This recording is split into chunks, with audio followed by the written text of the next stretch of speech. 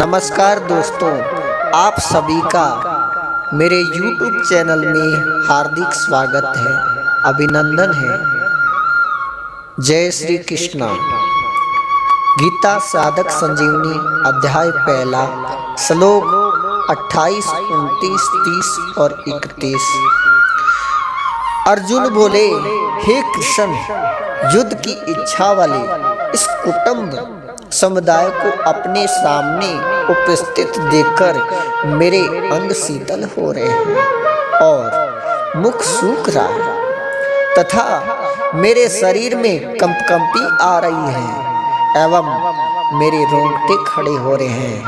हाथ से गांडवी धनुष गिर रहा है और त्वचा भी जल रही है। मेरा मन भ्रमित सा हो रहा है और मैं खड़े रहने में भी असमर्थ हो रहा हूँ। बोलो कृष्णचंद्र भगवान की जय। व्याख्याय दृष्टमेव सौजन कृष्ण युष्टम समुपद स्थितम। अर्जुन को कृष्ण नाम बहुत प्रिय था। वह संबोधन गीता में 9 बार आया। भगवान श्री कृष्ण के लिए दूसरा कोई संबोधन इतनी बार नहीं आया है। ऐसे ही भगवान को अर्जुन का पार्थ नाम बहुत प्यारा था, इसलिए भगवान और अर्जुन आपस की बोलचाली में नाम लिया करते थे और ये बात लोगों में भी प्रसिद्ध थी। इस दृष्टि से संजय ने गीता के अंत में कृष्ण और पार्थ नाम का उल्लेख किया। यत्र योगेश्वर कृष्णो यत्र पार्थो धनुधरे। धृतराष्ट्र ने पहले समवेता यतुस्त कहा था और यहाँ अर्जुन ने भी युयुस्तम समु स्थितम कहा है, परंतु दोनों की दृष्टि में बड़ा अंतर है। धृतराष्ट्र की दृष्टि में तो दुर्योधन आदि मेरे पुत्र हैं और युधिष्ठिर आदि पांडव पुत्र है, ऐसा भेदभाव। अतः धृतराष्ट्र ने वहाँ मामका और पांडवा कहा, परंतु अर्जुन की दृष्टि में यह भेद नहीं है। अतः अर्जुन ने ये सवजनम कहा, जिससे दोनों पक्ष के लोग आ जाते हैं। तात्पर्य है कि धृतराष्ट्र को तो युद्ध में अपने पुत्रों को मरने की आशंका से भय शोक है, परंतु अर्जुन को दोनों ओर के कुटुंबियों को मरने की आशंका से शोक हो रहा है कि किसी भी तरफ का कोई भी मरे, पर वह है तो हमारा ही कुटुंबी। अब तक दुष्टा पद 3 बार आया। दुष्टा तू पांडवानिकम व्यवस्था तांदष्ट धार्त राष्ट्रान 11, 20 और यही दुष्टेम सवजनम। इन तीनों का तात्पर्य है कि दुर्योधन का देखना तो एक तरह का ही है रहा है, अर्थात दुर्योधन का तो युद्ध का ही एक भाव रहा, परंतु अर्जुन का देखना 2 तरह का हुआ। पहले तो अर्जुन धृतराष्ट्र के पुत्रों को देखकर वीरता से आकर युद्ध के लिए धनुष उठाकर खड़े हो जाते हैं और अब सौजनों को देखकर कायरता से अविष्ट हो रहे हैं, युद्ध में उपरत हो रहे हैं और उनके हाथ से धनुष गिर रहा है। सिंधत्ति मम गत्राणि भ्रम त्रिवचय में। अर्जुन के मन में युद्ध की भाव की प्राणी मात्र को लेकर चिंता हो रही है, दुख हो रहा है। उस चिंता दुख का असर अर्जुन के सारे शरीर पर पड़ रहा है। उसी असर को अर्जुन स्पष्ट शब्दों में कह रहे हैं कि मेरे शरीर का हाथ, पैर, मुख आदि एक एक अंग अवश्य शीतल हो रहा है। मुख सूखता जा रहा है, जिससे बोलना भी कठिन हो रहा है। सारा शरीर थरथर कांप रहा है। शरीर के सभी रोंगटे खड़े हो रहे हैं, अर्थात सारा शरीर रोमांचित हो रहा है।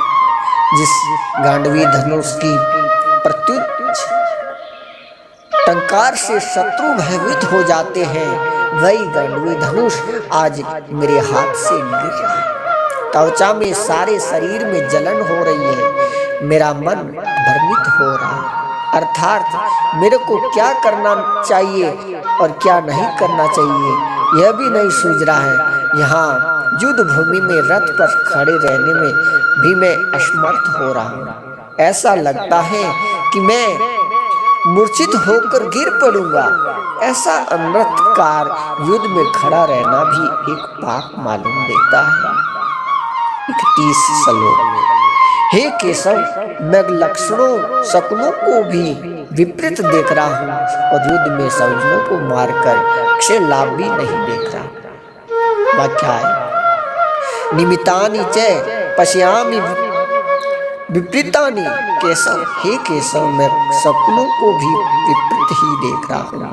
तात्पर्य है कि किसी भी कार्य के आरंभ में मन में जितना अधिक उत्साह हर्ष होता है, वह उत्साह कार्य उतना ही सिद्ध करने वाला होता है। परंतु अगर कार्य के आरंभ में ही उत्साह भंग हो जाता है, मन में संकल्प विकल्प ठीक नहीं होते हैं, तो उस कार्य का परिणाम अच्छा नहीं होता।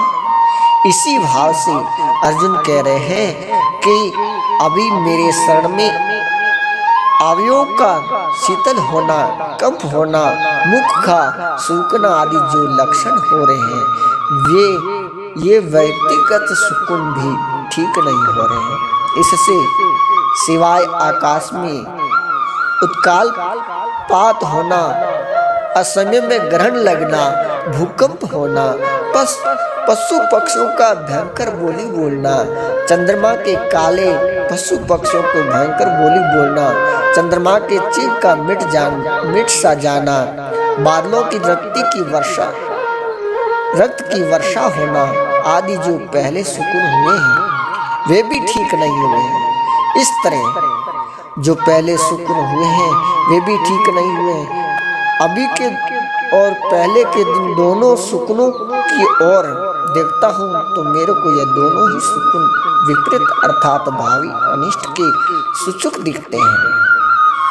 नैचे शौर्यो सनु पश्यामि अथवा सजनमाहवे। युद्ध में अपने कुटुंबियों को मारने से हमें कोई लाभ होगा, ऐसी बात भी नहीं है। इस युद्ध के परिणाम में हमारे लिए लोक और परलोक दोनों ही हितकारक नहीं दिखते। कारण कि जो अपने कुल का नाश करता है वह अत्यंत पापी होता है। अतः कुल का नाश करने से हमें पाप ही लगेगा, नरकों की प्राप्ति होगी। इस लोक निमित्त पश्यामि और श्रेय अनुपश्यामि, इन दोनों वाक्यों में अर्जुन यह कहना चाहते हैं कि मैं शकुनों को देखूं अथवा स्वयं विचार करूं, दोनों ही रीति से युद्ध का आरंभ और उसका परिणाम हमारे लिए और संसार मात्र के लिए हितकारक नहीं दिखता। बोलो कृष्णचंद्र भगवान की जय। अगला श्लोक अगले वीडियो में आपको मिलेगा। बहुत बहुत धन्यवाद हमारे साथ बने रहने के लिए।